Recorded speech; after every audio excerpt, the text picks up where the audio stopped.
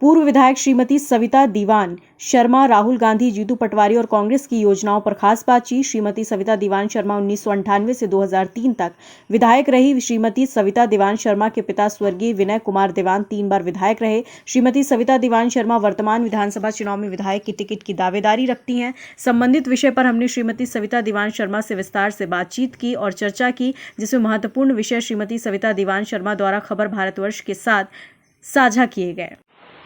नमस्कार, मैं रूपेश कुमार। आज उपस्थित हैं हम उनके साथ जो कि माखन नगर सोहागपुर विधानसभा से विधायक रह चुके हैं पहले, और अब विधानसभा चुनाव करीब हैं। देखा जाए तो भाजपा जो है वो प्रचार की पीक पर आ चुकी है, तो बहुत जल्दी उन्होंने प्रचार जो है वो चालू कर दिया है। और हमारे साथ पूर्व विधायिका सविता दीवान शर्मा जी हैं। मैं उनसे जानना चाहूँगा कि वर्तमान में जो राहुल गांधी जी के साथ एक घटना घटी कि उनके ऊपर एफआईआर हुआ, उसके बाद उनकी सदस्यता समाप्त की गई है, तो ये इस पर आपका क्या कहना है? देखिए, ये दिखा रहा है कि केंद्र की विशाल बहुमत वाली सरकार भी एक सच्चे सांसद से कितना डर सकती। राहुल जी ने लोकसभा में प्रश्न उठाया कि प्रधानमंत्री नरेंद्र मोदी का अडानी से रिश्ता क्या है। शेल कंपनी में जो 20,000 करोड़ रुपया है वो किसका है? अडानी के साथ नरेंद्र मोदी जी के रिश्ते क्या हैं?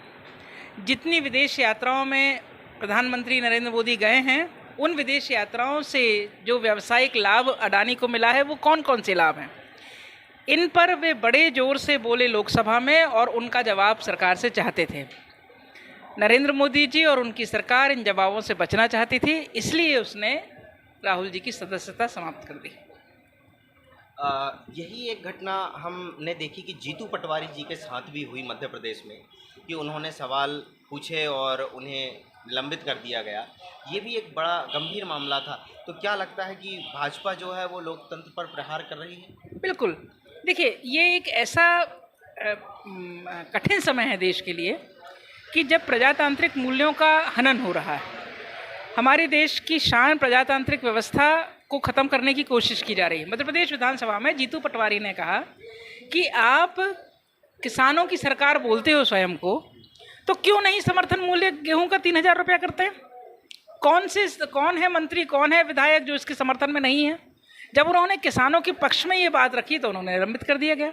तो वो जो जनता के हित की बात करेगा, जो किसानों के हित की बात करेगा, देश के हित की बात करेगा और देश को बड़े आर्थिक संकट से बचाने के लिए प्रयास करेगा, उनकी सदस्यता को इसी तरह निलंबित और समाप्त किया जाएगा। ये लोकतांत्रिक मूल्यों पर हमला है, ये लोकतांत्रिक संस्थाओं पर हमला है। और मोदी सरकार लगातार वे सारी स्वायत्त संस्थाएं जो कि निष्पक्ष होकर काम कर सकती थी, उन पर अपना कब्जा कर रही है और हिटलर शाही इस देश में ला रही है। अब मैं बात करूंगा आपसे कि जो 15 महीने के लिए आपकी सरकार आई, कर्ज माफ़ी की जो बात उठी, योजनाएं बहुत सारी डेवलप हुई, तो वैसे जैसे कि हम बिजली बिल जो है वो आधा किया गया था। उसके बाद अगर हमने देखा है तो संबल योजना को अपडेट कर शायद नया सवेरा कर दिया गया था। वहीं कर्ज माफ़ी के लिए भी हमने ये बयान देखा कमल पटेल जी का कि 27 लाख से अधिक किसानों का कर्ज माफ़ हुआ, ये बयान भी आया। इसके बाद भी कांग्रेस जो है वो कमज़ोर दिख रही है भाजपा के सामने। कारण? बिल्कुल नहीं, कांग्रेस कमज़ोर नहीं है। जब विधानसभा में प्रश्न पूछा गया तो कृषि मंत्री कमल पटेल ने विधानसभा के जवाब में, विधानसभा के पटल पर यह कहा है कि मध्य प्रदेश में कांग्रेस की सरकार ने 27 लाख से अधिक किसानों का कर्जा माफ़ किया। हमने वादा किया था किसानों से कि हम 2 लाख तक का कर्जा माफ़ करेंगे। पहले चरण में हमने 50,000 तक का कर्जा माफ़ किया, और सहकारी बैंकों का जितना भी कर्जा था एक खातेदार के ऊपर, वो सारा का सारा माफ़ हुआ। तो हमने अपना वादा पूरा किया, और हमने ये चरणबद्ध तरीके से हो रहा था। हमने ये वादा किया था कि 5 हॉर्स पावर तक की बिजली का बिल हम आधा करेंगे, जो कि किसानों के पास आधा बिल आया। हमने वादा किया था कि 100 यूनिट 100 रुपया में देंगे, और हमने 100 यूनिट 100 रुपया में दी। जो भी कांग्रेस के घोषणा पत्र में था, संकल्प पत्र में था, उन सब का पूर्ति हमने 15 महीने की सरकार में की। और यदि आज हमारी सरकार होती तो हमारे सारे वादे पूरे हो चुके होते। भारतीय जनता पार्टी ने विधायकों की खरीद फरोख्त करके, चोरी करके विधायकों की और सरकार बनाई।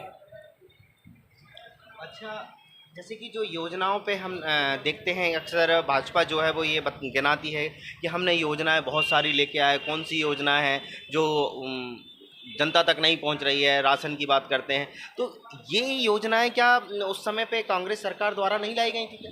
देखिए, पीडीएस सिस्टम जो है वो कांग्रेस की लाई हुई योजना है।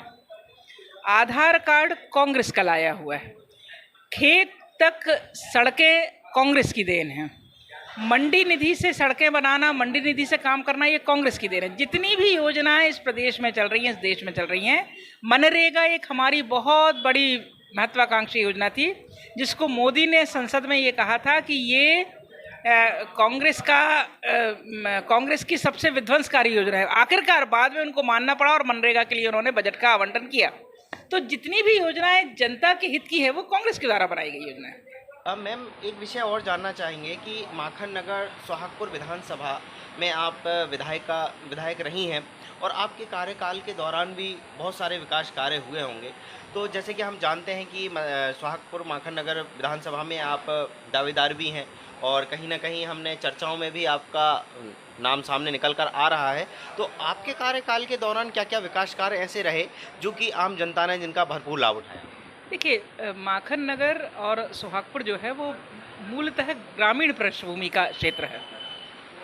किसानों को ध्यान में रखते हुए योजना बननी चाहिए और हमारे विधायक रहते हुए और हमारी सरकार रहते हुए हमने किसानों को दृष्टिगत रखते हुए योजना बनाई। सबसे महत्वपूर्ण काम ये था, उस समय नहरों के अंतिम छोर तक किसानों को पानी पहुंचाना एक बड़ा भारी टास्क था। जो हमने नहरों को सुदृढ़ीकरण करके जहाँ जहाँ ज़रूरत थी वहाँ वहाँ फॉल बनाए, जहाँ जहाँ सिल्ट जमा हो गई थी उनको काम करके और वहाँ तक किसानों के खेतों तक, अंतिम छोरों तक पानी पहुँचाया। जहाँ अंतिम छोरों तक नहरें नहीं पहुँच सकती थीं उन क्षेत्रों में सब स्टेशन का निर्माण कराया। रानी गोहान का, सोहागपुर में रानी गोहान सब स्टेशन जो है वो हमारे समय बना। फिर सड़कें नहीं थी, उस समय सरकार के पास पैसा नहीं था, तो रेवा बनखेड़ी रोड हो, चाहे सेमरी सांगाखेड़ा रोड हो, चाहे नसीराबाद बाबई नसीराबाद रोड हो, ये तीनों सड़कें हमारे समय में मंडी निधि से सड़कें बनी। उसके बाद से सड़कों, अब जाकर सांगाखेड़ा रोड का निर्माण हो रहा 20 साल बाद। इन सारे मुद्दों पर जो कि मूलतः जनता से और ग्रामीण क्षेत्र के लोगों से जुड़े हुए मुद्दे थे, इन पर हमने काम किया और भविष्य में भी हम ऐसा मानते हैं कि कांग्रेस की सरकार बनेगी तो किसानों को हित में रखते हुए ही योजनाएं बनाएं। जैसे कि हमें जानकारी है कि यहाँ पर आपके पिताजी, स्वर्गीय पिताजी विनय कुमार दीवान जी भी 3 बार विधायक रहे हैं और जब ये विधानसभा लंबी चौड़ी थी, इसका बहुत बड़ा क्राइटेरिया था, तो उनके द्वारा बहुत सारे काम किए गए और जानकारी के अनुसार उन्हें देनवा का गांधी भी कहा गया। ये संपूर्ण विषय से आपसे भी परिचय जानना चाहिए। देखिए, उस समय जब बाबूजी एमएलए थे तो और क्षेत्र पूरी तरह पिछड़ा हुआ था, सरकारों के पास पैसा नहीं होता था, लेकिन उनकी इच्छा शक्ति बहुत थी और इसलिए उन्होंने इस पूरे क्षेत्र में जो नहरों का जाल है वो बाबूजी के कारण, उसी समय जब नलकूप शुरू में हुए जहां नहरों से पानी नहीं पहुंच पाता था, तो 1000 नलकूपों की योजना बाबूजी ने इस क्षेत्र में लाए। क्योंकि वे विशुद्ध रूप से किसान थे और किसानी को कैसे उत्तरोत्तर उन्नति की जाए इसके बारे में वो जीवन पर्यंत उनके दिमाग में बात थी और मृत्यु के पहले तक भी वो सिर्फ और सिर्फ किसानों के भले के लिए क्या होना चाहिए वो उसके लिए योजनाएं बनाते रहते थे। तो उन्होंने तो कृषि के क्षेत्र में लोग नाम ही उनको जानते हैं और किसानों के मसीहा के रूप में उनको पहचाना जाता है, देनवा के गांधी के रूप में उनको पहचाना जाता है। निश्चित तौर पर ये क्षेत्र इसको आवश्यकता किसी किसान प्रतिनिधि की है जो कि किसानों को केंद्र में रखते हुए योजनाएं तैयार करें। कि हमारे साथ पूर्व विधायिका सविता दीवान शर्मा जी थी, जिनसे हमने बहुत विस्तार से चर्चा की। हमने राष्ट्रीय मुद्दे, प्रादेशिक मुद्दे या स्थानीय मुद्दों पर भी हमने चर्चा की।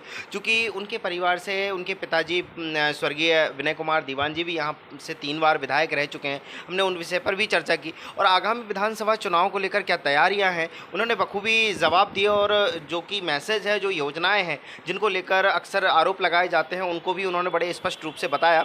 और आगे भी हम विधानसभा चुनाव को लेकर आपसे बात करेंगे और संबंधित विषय पर लोगों को अपडेट भी करेंगे। आपका बहुत बहुत धन्यवाद। Thank you. अपने शहर, अपने प्रदेश की ताज़ा खबरों के लिए लाइक करें, शेयर करें, सब्सक्राइब करें और हाँ, बेल आइकन दबाना ना भूलें, क्योंकि खबर हमारी, फैसला जनतंत्र का।